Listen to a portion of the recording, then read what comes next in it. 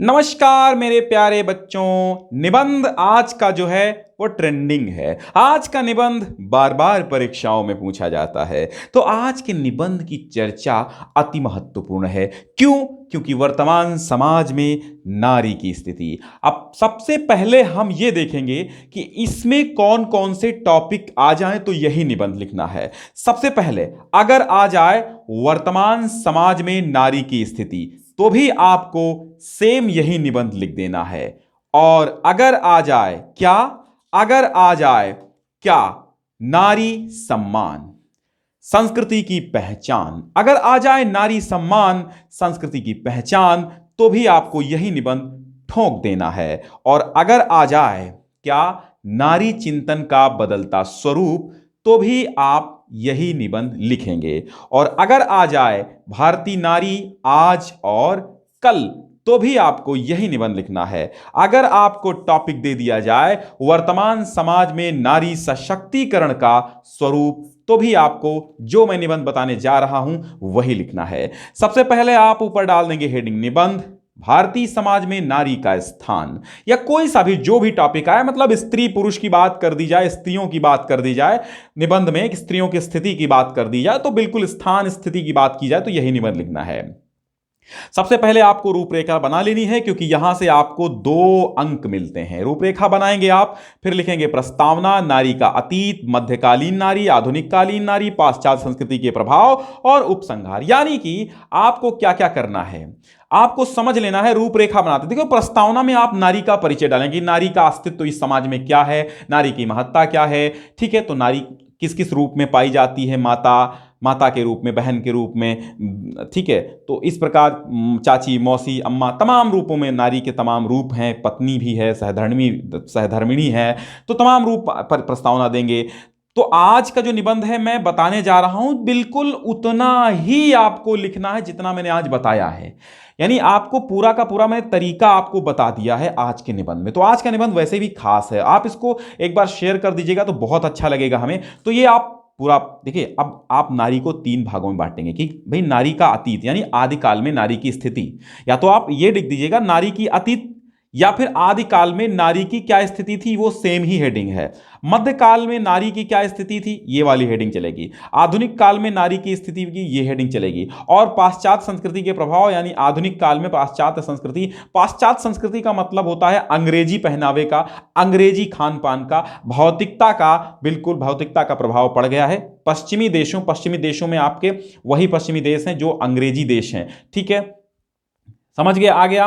फिर उपसंहार तो जानते हैं आप, अंत में लिखना है। अब आएंगे प्रस्तावना में। देखो देखो, जबरदस्त प्रस्तावना, आपकी प्रस्तावना जबरदस्त होनी चाहिए।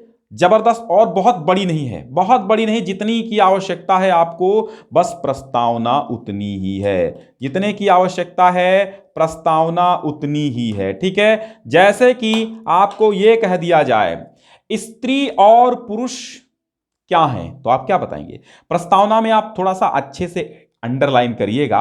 फिर स्त्री और पुरुष गृहस्थी रूपी गाड़ी के 2 पहिए हैं, इन दोनों के सहयोग से ही गृहस्थ जीवन सफल होता है। स्त्री पुरुष की सहधर्मिणी तो है ही, वह मित्र के समान परामर्शदात्री भी है और सहायिका भी है, माता भी है, सेवा करने वाली सेविका भी है।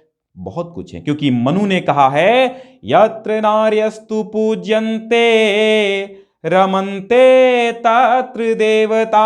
आपको समझना यह है जहां पर नारियों की पूजा होती है वहां देवता निवास करते हैं। इसके आगे की एक लाइन और है, यत्र नार्यस्तु पूज्यन्ते रमन्ते तत्र देवता, यत्र न पूज्यन्ते तत्र फला क्रिया। ये 2 पंक्तियां आपको लिखना है जो आपके निबंध में 4 चांद लगाएंगी और पूरा का पूरा अंक आपको दिलाने में मदद करेंगी। 9 के 9 अंक मिलेंगे आपको अगर ऐसे कोटेशंस लिखते हैं तो। सेकंड हेडिंग जैसे कि आपने वहां पर दिया है नारी का अतीत। ठीक है, नारी का अतीत क्या है, सेकंड हेडिंग के माध्यम से आप ये बता देंगे। तो क्या है नारी का अतीत? बताइएगा, नारी का अतीत क्या है? आदिकाल में नारी को स्वतंत्रता एवं सम्मान की कमी नहीं थी, बिल्कुल नहीं थी। पुरुष के समान ही स्त्रियां भी विद्यार्जन करती थीं, ज्ञानार्जन करती थीं, शास्त्राध्ययन करती थीं, शास्त्रार्थ करती थीं, युद्ध में कौशल थीं, युद्ध नीति में निपुण थीं, राजनीति में निपुण थीं, कूटनीति में निपुण थीं, आदि सब में निपुण थीं। जैसे गार्गी, अपाला, घोषा, लोपामुद्रा, मैत्रेयी, रत्नावली, विश्व आरा आदि इसके उदाहरण हैं। ये जो महिलाएं हैं ये आदिकाल की ऐसी नारियां थीं, ये आदिकाल की ऐसी नारियां थीं जो हर चीज में निपुण थीं, विदुषी थीं, आगे पुरुषों के समान, पुरुषों से कंधा मिला के चलती थीं। ठीक है, तो आप समझ सकते हैं नारी का अतीत यानी नारी आदिकाल में नारी की स्थिति। यहां पर दूसरे नाम से हेडिंग भी आप डाल सकते हैं, चाहे आप नारी का अतीत लिखें या फिर लिख दें आदिकाल में नारी की स्थिति, तो भी चलेगा। चलते हैं सेकंड पेज पे। पेज हमको 3 लिखे हैं हमने, क्योंकि टाइम मैनेजमेंट भी तो देखना है, टाइम मैनेजमेंट। चलिए आगे देखते हैं। अब आ गए हम मध्यकालीन नारी, यानी मध्यकाल में जो नारी की स्थिति थी उसकी बात हम करेंगे। मध्यकाल में नारी की क्या स्थिति थी, मध्यकाल में नारी की क्या गति थी, दुर्गति थी, सुगति थी, क्या थी मध्यकाल में, वो आपको लिखना है। नारी की स्थिति मध्यकाल आते आते बहुत ही दयनीय हो गई, बहुत ही शोचनीय हो गई, बहुत ही चिंता का विषय हो गई थी, क्योंकि मध्यकाल में मुगल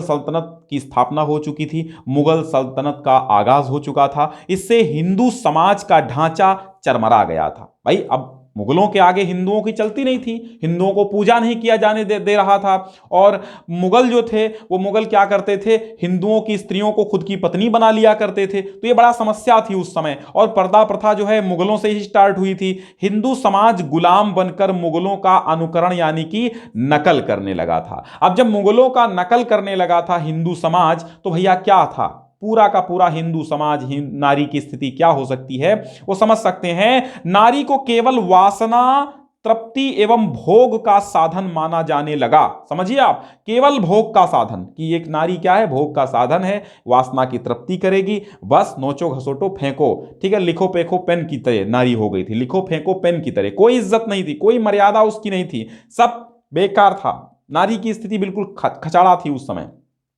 शिक्षा शून्य हो गई थी भैया, इनको कॉलेज विद्यालय कहीं जाने ही नहीं दिया जा रहा था, नारियों को कहीं नहीं जाने दिया जा रहा था, घर में रहो। पर्दा प्रथा था, बाल विवाह प्रारंभ हुआ, सती प्रथा आदि अनेक कुप्रथाएं चली। इन तमाम कुप्रथाओं ने जन्म लिया। मैथिली शरण गुप्त ने क्या कहा, अब ये कोटेशन लिखिएगा 4 चांद लगाने के लिए। अबला जीवन है तुम्हारी यही कहानी, आंचल में है दूध और आंखों में पानी। अगर इस प्रकार की आप पंक्तियां बीच बीच में डालते रहते हैं भाव साम्य के लिए, तो जबरदस्त आपका निबंध है, बिल्कुल भी एक भी अंक नहीं कटेगा। अगली हेडिंग आप डालेंगे, क्या डालेंगे, आधुनिक नारी। आधुनिक काल की नारी, आधुनिक नारी कैसी है ये भी आप डालिएगा। कैसे लिखेंगे आप, आधुनिक नारी। आधुनिक नारी क्या थी, आधुनिक युग में अंग्रेजों के संपर्क से अनेक समाज सुधार देखो अंग्रेज आए यहां, ऐसा नहीं है कि अंग्रेज सब लेकर ही चले गए, अंग्रेज बहुत कुछ देकर भी गए हैं। तो आधुनिक युग में अंग्रेजों के संपर्क से अनेक समाज सुधार आंदोलन हुए, जिसमें सती प्रथा थी, राजा राम मोहन राय वगैरह सब लिख सकते हैं आप। राजा राम मोहन राय के प्रयासों से सती प्रथा का अंत हुआ, उस पर रोक लगाई गई, विधवा पुनर्विवाह को मान्यता मिली, बाल विवाह पर रोक लगाई गई थी। पंत जी की निम्न पंक्तियों के माध्यम से आक्रोश प्रकट किया गया है। क्या, नारी बिल्कुल बंद गई थी, नारी बिल्कुल गुलाम बन गई थी, नारी पुरुषों के इशारों पर ही चल रही थी इस समय। तो आप समझ सकते हैं, मुक्त करो नारी को मानो चिरबंदिनी नारी को, मतलब ये कहते हैं कि मुक्त करो नारी को, ये चिरबंदिनी अर्थात सदियों से बंधी हुई नारी, आज इसको मुक्त कर दो। ये नारी जो है ये क्या करने योग्य है, मुक्त करने योग्य है, इसको गुलामी के जंजीरों में मत जकड़ो। समझ में आया। फिर उन्होंने क्या कहा, आज की नारी पुरुषों के समान ही अधिकार पाने वाली है और कंधे से कंधा मिलाकर हर क्षेत्र में अवसर प्राप्त कर रही है। ठीक है, तो आप समझ में आया कि आधुनिक नारी कैसी है। आधुनिक नारी कैसी है, आधुनिक नारी मतलब आधुनिक युग में तमाम जो कुप्रथाएं थी उनको समाप्त कर दिया गया। आधुनिक नारी स्वतंत्र नारी है। और उधर कविताएं भी ऐसी होने लगी थी, मुक्त करो नारी को मानो चिरबंदिनी नारी को, हे मनुष्यों ये जो सदियों से बंधी हुई नारी है और पुरुषों के इशारों पर नाचती है, इसको मुक्त कर दो। तो आज की नारी पुरुषों के समान ही सम्मान और अधिकार पाने वाली नारी बन चुकी है और कंधे से कंधा मिलाकर के हर क्षेत्र में हर अवसर को प्राप्त कर रही है। तमाम जगह आरक्षण है। ये तो दूसरा पेज आपका कंप्लीट हो गया। आपको दूसरा पेज कंप्लीट होगा। आप चलते हैं तीसरे पेज पे, अंतिम। अब आपका आ गया दूसरा पेज, यानी तीसरा पेज, अंतिम पेज। हेडिंग डालेंगे आप, पाश्चात्य संस्कृति के नारी पर प्रभाव। वर्तमान में नारियां पाश्चात्य देशों का अनुकरण कर रही हैं। पाश्चात्य मतलब पश्चिमी देश। पश्चिमी देश अफ्रीका, अमेरिका, लंदन, चीन, जापान, ये सब क्या पश्चिमी देश। तो मतलब ये यहां पर आधुनिकता बहुत फैली हुई है। पश्चिमी देश जबरदस्त देश हैं, आप समझ सकते हैं, वहां पर नारी पुरुष में कोई अंतर नहीं है। लेकिन इतना भी संस्कार हमारे नहीं भूलना चाहिए प्रत्येक नारी को। तो समस्या यहां पर आ गई कि इसमें नारियां क्या हैं, वर्तमान में नारियां पाश्चात्य देशों का अनुकरण कर रही हैं। पश्चिमी भौतिकवादी प्रवृत्ति चिंताजनक है। नारियां भोगवादी प्रवृत्ति की तरफ बढ़ रही हैं। फैशन और आडंबर में जीवन के मूल्यों को भूली जा रही हैं, भुला रही हैं। पंत जी ने चेतावनी में फिर लिखा, क्या लिखा, तुम सब कुछ हो फूल लहर तितली मार जारी। नारी के बारे में फिर पंत जी ने क्या लिखा कि तुम सब कुछ हो फूल लहर तितली मार जारी। आधुनिके कुछ नहीं अगर हो तो केवल तुम नारी। हे नारियों, आधुनिके मतलब आधुनिक नारी। आधुनिके का मतलब क्या होता है, आधुनिक नारी। पंक्तियां जरूर डालिएगा, 1 2 4 पंक्तियां कहीं ना कहीं आपको इन्वॉल्व कर देनी है, नहीं तो मतलब 4 चांद लगाने हैं, बाकी नंबर नहीं कटेंगे यार, ऐसा कोई बाउंडेशन नहीं है। लेकिन आपको क्या करना है, 4-6 पंक्तियां आपको बीच बीच में अगर आती हैं तो डाल देना है, नहीं तो आप ऐसे लिख देंगे, कोई दिक्कत नहीं है। उन्होंने कहा तुम सब कुछ हो, हे नारी तुम सब कुछ हो। आधुनिक नारी, आधुनिक एक संबोधन किया, मतलब आधुनिक नारी तुम सब कुछ हो, लहर हो, तितली हो, बिल्ली हो, सब हो, लेकिन कुछ नहीं अगर हो तो केवल तुम नारी। और आधुनिके, अगर आधुनिक कालीन ये पश्चिमी विचारों की अगर तुम नहीं हो तभी तुम केवल नारी हो, वरना हम आपको नारी नहीं समझते हैं। आगे देखिएगा, आगे उपसंहार डालेंगे। अब देखिए यहां पर उपसंहार से पहले थोड़ा सा और लिखेंगे, उसके बाद पश्चिमी संस्कार इतने हावी हो रहे हैं कि नारी स्वयं को उसी रंगीनियों में डुबा रही है। वो चाहती है कि मैं एक रंग बिरंगी तितली बन जाऊं और लोग, पुरुष जो हैं, लोग यानी कि पुरुष, इसको ब्रैकेट में करिएगा, मुझ पर न्यौछावर एवं आश्रित हों। ये नारी की स्थिति वर्तमान के पश्चिमी संस्कारों की वजह से हो गई है। और अंत में आप उपसंहार डालेंगे।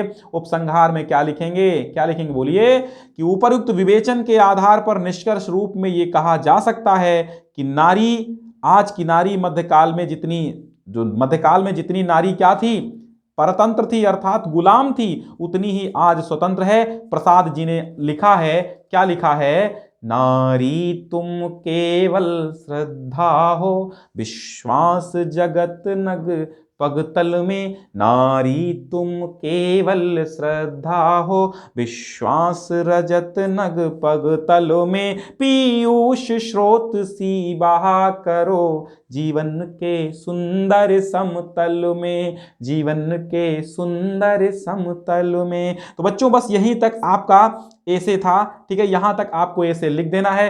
3 पेजों में आपको पूरा का पूरा निबंध लिख देना है। 3 पेजों से ज्यादा आप लिखें, कम न लिखें, बस 3 पेजों से अगर आप कम लिखेंगे तो दिक्कत है। इसकी पीडीएफ पाने के लिए डिस्क्रिप्शन में पहली लिंक है, आप वहां से पीडीएफ पा सकते हैं। एक बार हम आपको इसके टॉपिक दिखा सकते हैं कि क्या क्या टॉपिक आ जाएं तो आपको क्या क्या लिखना होगा, ठीक है।